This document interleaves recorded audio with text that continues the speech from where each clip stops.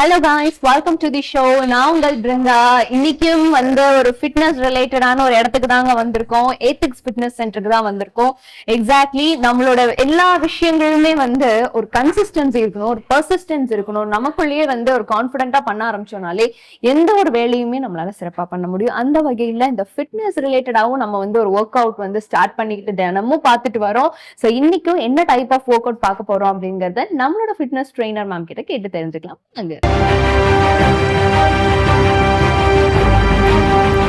Hello ma'am, எப்படி இருக்கீங்க? Okay, ரொம்ப நல்லா இருக்கிறேன் மேம். அண்ட் உங்களோட டி-ஷர்ட் ரொம்ப நல்லா இருக்கு. ஓகே மேம், நம்ம லாஸ்ட் டைம்லாம் பாத்தீங்கன்னா லேட் மசில்ஸ் அந்த மாதிரி எல்லாம் பார்த்தோம். சோ இன்னைக்கு என்ன டைப் ஆஃப் ஒர்க் அவுட் பார்க்க போறோம்? லோயர் பாடி ஒர்க் அவுட் பார்க்க போறோம். எஸ்பெஷலி லெக்ஸ் ஓட நம்ம தை மசில், குவாட்ரிப்ஸ் மசில்கான ஒர்க் அவுட் பார்க்க போறோம். ஃபர்ஸ்ட் இது leg extension and leg curl. இந்த இதுல ரெண்டு வேரியேஷன் பண்ணலாம். ஸோ இப்போ first leg extension. Okay, so leg extension பண்ணும்போது உங்களோட குவாட்ரிப்ஸ் மசில் மசில் உங்களுக்கு நல்லாவே டோன் அப் ஆகும். ஃபர்ஸ்ட் இந்த இடத்துல ஆங்கிள் நல்லா செட் ஆயிருக்கா பாருங்க. Okay, yes, little open.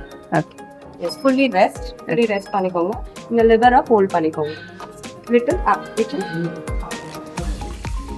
S, நல்லாவே இன்னும் ரைஸ் பண்ணலாம். வெரி ரைஸ் பண்ணி ஸ்லோலி டவுன். Very good. ஸ்லோவா அதே மாதிரி 15 counts. Slowly up, yes, slowly down. Very good. Very good. இப்போ உங்களோட டைம் அதுக்கு நல்லாவே ஃபீல் ஆகும்.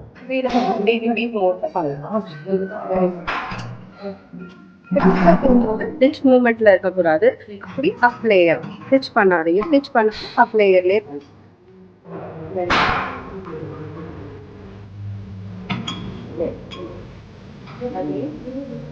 இந்த ரேஞ்ச் வரும்போது அப் பண்ணிக்கோங்க. ஸோ தட் நீங்க டிச் பண்ண மாட்டீங்க.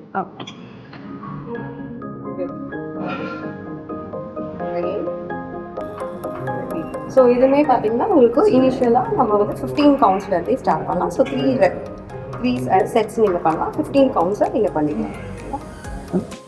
நல்லா நீங்க சொல்லும் போதே ஆக்சுவலி தெரியுது இந்த இடத்துல ஒர்க் அவுட் ஆகுது. நல்லா பெயினாவும் இருக்குதுன்னு நினைக்கிறேன். அண்ட் இது பார்த்தீங்கன்னா நீ ப்ராப்ளம் இருக்காங்க, நீ பெயின் இருக்காங்க, ரொம்ப ஹெவி ஒர்க் அவுட்ஸ்லாம் கொடுக்கவே கூடாது.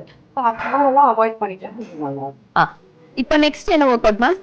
பார்த்தீங்கன்னா உங்களுக்கு ஹாம்ஸ்ட்ரிங்கான workouts. Okay, quadriceps muscle, upper thigh muscle, இப்போ நம்ம back thigh muscle, hamstring muscle. So இப்போ பார்த்தீங்கன்னா உங்கள் லோயரில் உங்களோட ஆங்கிள் நல்லா ரெஸ்ட் ஆகுற மாதிரி வச்சுக்கோங்க.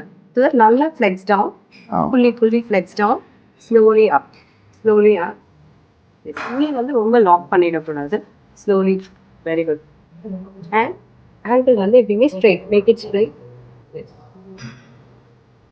குட். நீ டிச் பண்ணாம open up. Let me open up. Very good. Look straight. Wide range. Very good. So உங்களோட ஹாம்ஸ்ட்ரிங் மசில் நல்லா இப்போ ஃபீல் ஆகுதா? நல்லா தெரியுது. ஸோ இதுவுமே பார்த்தீங்கன்னா உங்களுக்கு 15 கவுண்ட்ஸ். இப்போ உங்களால் 15 கவுண்ட்ஸ் போட முடியல அப்படின்னா இனிஷியலாக நீங்கள் 8லேருந்து ஸ்டார்ட் பண்ணணும். 8 reps, 3 sets நீங்கள் கணக்கு பண்ணுறீங்க.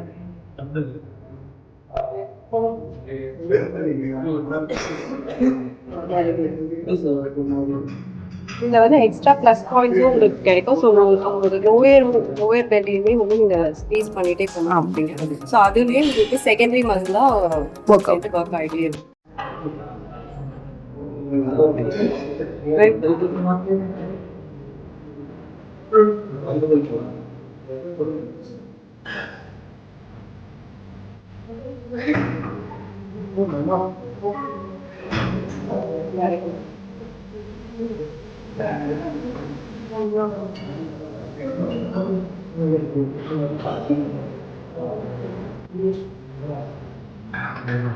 மேம் ரெண்டு different type of work out அது ஒரே மிஷின்ல ரொம்பவே அழகா சொல்லி கொடுத்துருந்தீங்க மேம்.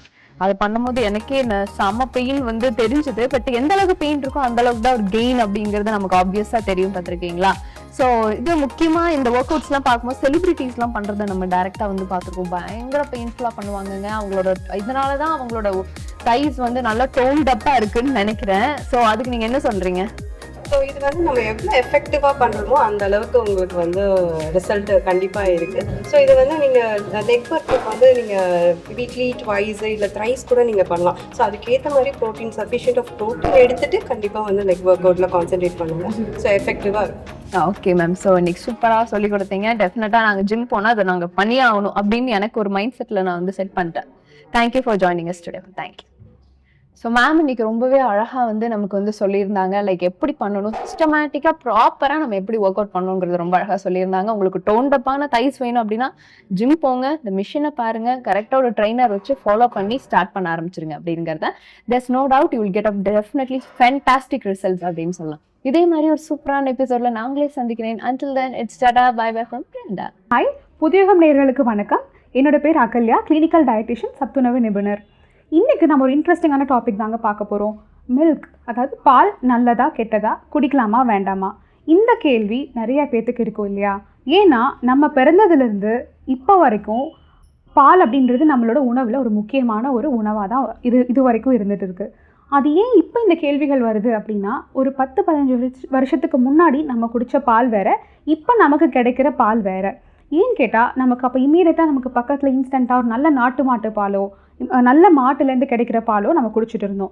இப்போ நிலைமை எப்படின்னு பார்த்தீங்கன்னா, நமக்கு கிடைக்கிற பால் எல்லாமே சிந்தட்டிக்கானது தான் கிடைக்குது. சிந்தட்டிக்னா என்னென்னா, ஃபேக்ட்ரியிலேருந்து நமக்கு வருது. அதாவது அது ஸ்டெரிலைஸ் பண்ணி பாஸ்டரைஸ் பண்ணி அது வந்து 2 நாள் 3 நாள் ஆகாமல் கெட்டு போகாமல் இருக்கிறதுக்கு, ஒரு சில பால்னா 120 நாள் கெட்டு போகாமல் இருக்கிற மாதிரிலாம் கெமிக்கல்ஸ் ஆட் பண்ணுறாங்க, ப்ரிசர்வ் பண்ணுறாங்க.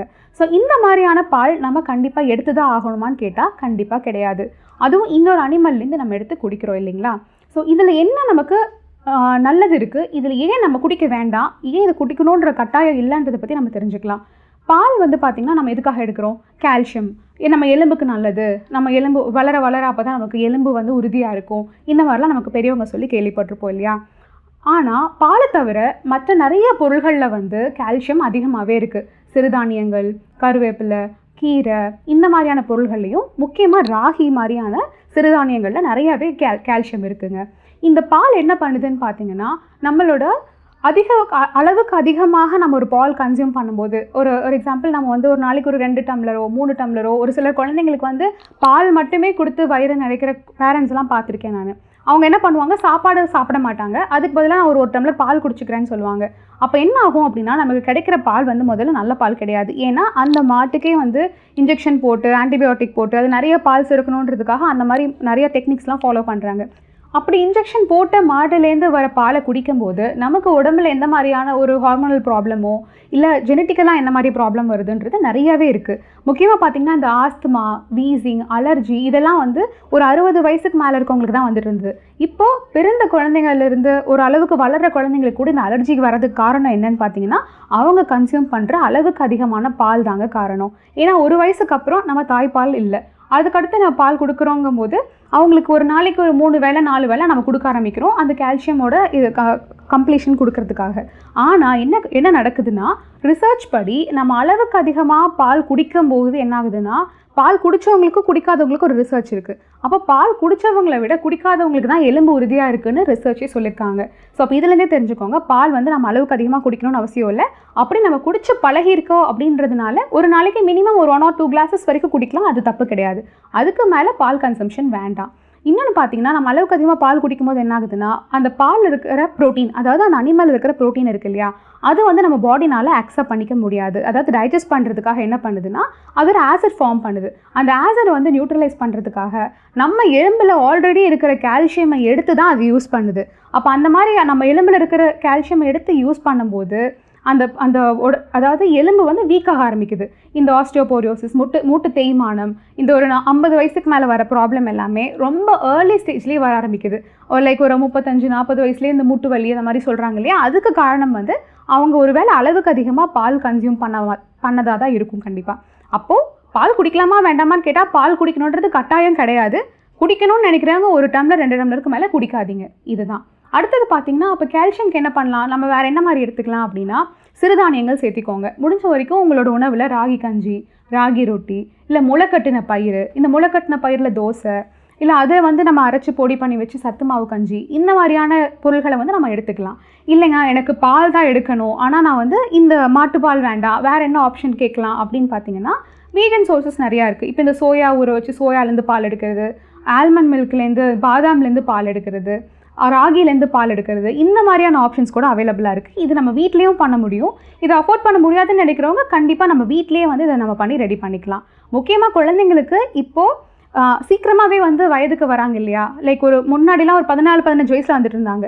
இப்போது ஒரு 10-11 வயசுங்கும் போதே அந்த டைம் வந்து அவங்களுக்கு ரீச் ஆக ஆரம்பிக்குது. அப்போ என்ன பண்ணணும்னா இந்த மாதிரியான பால் கன்சம்ஷன்ஸ் எல்லாம் கம்மி பண்ணிவிட்டு முடிஞ்ச வரைக்கும் இந்த மாதிரி ஒரு ரீப்ளேஸ்மெண்ட்ஸ் வந்து நம்ம கொடுக்க ஆரம்பிக்கலாம். ஸோ நம்ம இனிமேல் தூங்கி எழுந்த உடனே இந்த பால் குடிக்கிற முறையை மாற்றிட்டு முன்னாடி ஃபஸ்ட்டு ஒரு டீஸ்பூன் கீயோ அதோ எடுத்துகிட்டு அடுத்தது ஊற வச்ச பாதாம் ஒரு 4-5 எடுத்துகிட்டு அதுக்கப்புறம் நல்லா ஒரு நீங்கள் பாலுக்கு பதிலாக இந்த ராகி கஞ்சியோ முளைக்கட்டின கஞ்சியோ எடுத்து பார்த்தீங்கன்னா இதுலேயே வந்து உங்களுக்கு கால்சியம் அப்சார்ப்ஷன் ரொம்பவே நல்லாயிருக்கும் பாடியில். முக்கியமாக இந்த மெனோபாஸை நெருங்குற பெண்களுக்கு இது உண்மையாகவே உதவியாக இருக்கும். நீங்கள் இந்த மாதிரி கன்சியூம் பண்ணி பாருங்கள். வீட்டிலே பண்ணலாம். நம்ம இப்போ வெளியில் கிடைக்கிறது வாங்கி தான் செய்யணும்னு அவசியம் இல்லை. வீட்டில் இருக்க பொருள்களே வச்சு நம்ம இந்த கால்சியம்க்கு யூஸ் பண்ணிக்கலாம். முடிஞ்ச வரைக்கும் இந்த கருவேப்பிலையை லைட்டாக இளம் வெயிலில் காய வச்சு அதை எடுத்துக்கோங்க. இன்னொரு முக்கியமான பாயிண்ட் நம்ம ஆட் பண்ணணும். கால்சியம் பற்றி பேசுகிறதுனால கால்சியமோட அப்சார்ப்ஷனுக்கு பாடியில் விட்டமின் டி இருந்தால் தாங்க முடியும். அதனால் டெய்லியும் வந்து ஒரு 20 நிமிஷம் உங்களோட பாடியை வந்து சன்ஷைனில் நம்ம எக்ஸ்போஸ் பண்ணணும். முடிஞ்ச வரைக்கும் 20 நிமிஷம் வரைக்கும். ஸோ இதை ஃபாலோ பண்ணும்போது நமக்கு கால்சியம் கிடைக்கும். பால் எடுக்கணும்னு அவசியம் கிடையாது. இன்றைக்கி இந்த டாபிக் கண்டிப்பாக இன்ட்ரெஸ்டிங்காக இருந்திருக்கும்னு நினைக்கிறேன். நெக்ஸ்ட் இன்ட்ரெஸ்டிங்கான டாப்பிக்கில் உங்களை மீட் பார்க்க போகிறது அர்த்த சலபாசனா. ஸோ ஃபர்ஸ்ட் நம்ம புஜங்காசனா லையிங் பொசிஷனில் அப்டமன் கீழே படுற மாதிரி படுத்துக்கலாம்.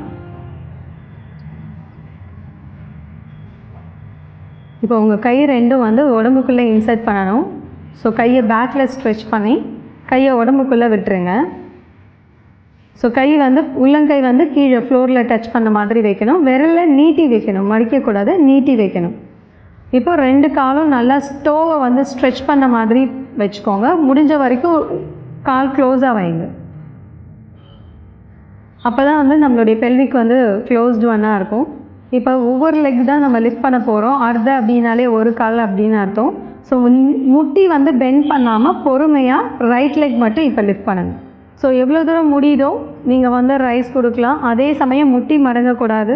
முடிஞ்ச வரைக்கும் முட்டி மடங்காமல் பொசிஷன் ஹோல்ட் பண்ணிக்கோங்க.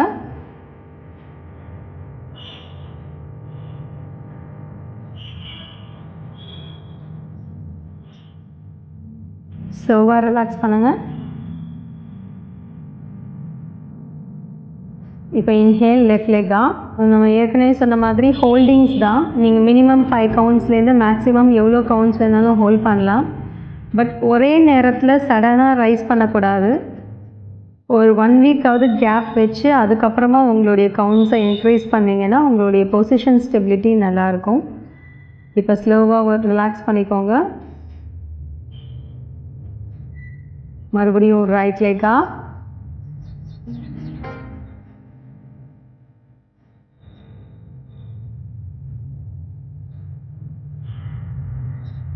slowly down.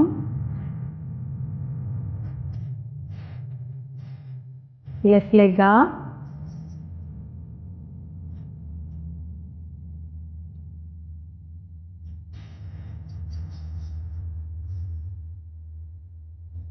ஸ்லோவாக ரிலாக்ஸ் பண்ணிக்கோங்க. இப்போ கை ரெண்டும் முன்னாடி கொண்டு வந்துடுங்க. புஜங்காசனா பொசிஷனில் எப்படி வச்சிங்களோ அதே மாதிரி கை கொண்டு வந்துட்டு இப்போ மறுபடியும் வஜ்ராசனா பொசிஷனில் உட்காந்துக்கலாம்.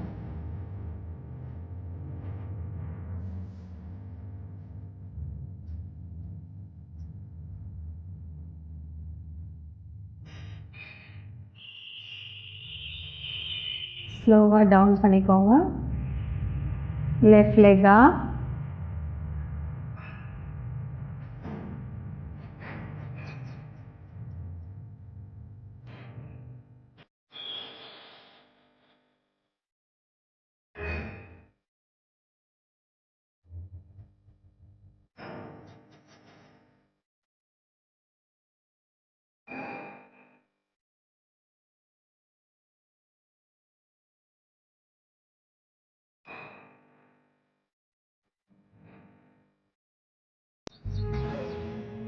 இப்போ வஜ்ராசனா பொசிஷனில் ரீட்டைன் பண்ணுங்க.